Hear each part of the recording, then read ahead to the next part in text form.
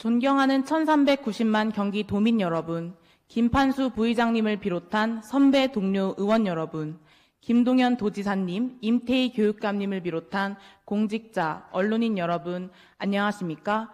교육행정위원회 소속 더불어민주당 이자영 의원입니다. 혹시 여러분은 영케어러 또는 가족돌봄 청년이라는 말을 아십니까? 가족돌봄 청년은 부모를 포함한 가족 구성원이 질병 등으로 노동력을 상실하여 사실상 홀로 가족을 돌보며 가족의 생계를 책임지고 있는 청년을 말합니다. 가족 부양, 아픈 가족의 간병은 오롯이 어른들만의 일이 아닙니다. 우리 사회에는 오히려 자녀가 부모를 돌봐야만 하는 가정도 수없이 많이 있습니다. 화면을 통해 가족돌봄 청년의 삶을 함께 보시겠습니다. 30살 김율 씨는 뇌병변 장애에 조현병까지 앓고 있는 아버지를 벌써 15년째 돌보고 있습니다. 제가 중3 때 아버지가 뇌출혈로 쓰러지셔서 약 챙겨드리고 밥 챙겨드리고 옷 갈아입히고 가족의 생계까지 김 씨의 몫이었습니다. 살면서 용돈을 받아본 적이 없죠. 어차피 대학 갈 돈도 없었고 그래서 그냥 20살 때부터는 좀 일을 했죠. 중학생 때 병으로 어머니를 떠나보낸 21살 김모 씨는 병원비로 빚 2천만 원을 떠안았습니다. 여기에 병을 앓는 조부모도 부양해야 했습니다. 저희한테 그 빚 북촉참 그런 게 많이 날아갔고 빚 갚으라고 집에 온 적도 있었거든요. 지난 2021년 대구에서 일명 청년 간병살인 사건이 발생했습니다.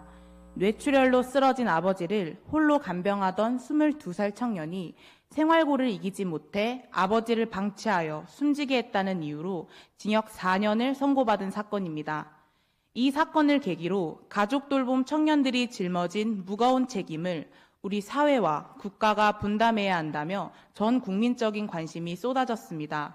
이에 정부는 지방정부와 협력하여 가족돌봄 청년에 대한 실태 파악과 지원체계 마련에 적극 나서겠다고 공언했지만 아직까지 구체적인 계획 수립과 시행은커녕 가족돌봄 청년의 현황조차 제대로 파악하지 못하고 있는 실정입니다.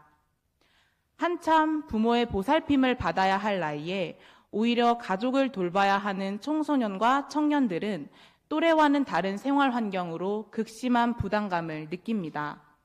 간병비용 마련과 같은 경제적 어려움에서부터 자신이 받을 수 있는 복지 서비스를 알아보고 신청하는 일, 서투르고 미숙한 집안일, 친구들과 어울리지 못하고 병실이나 집안에서 가족을 간병하며 겪는 우울증과 정신적 고립감이 그것입니다.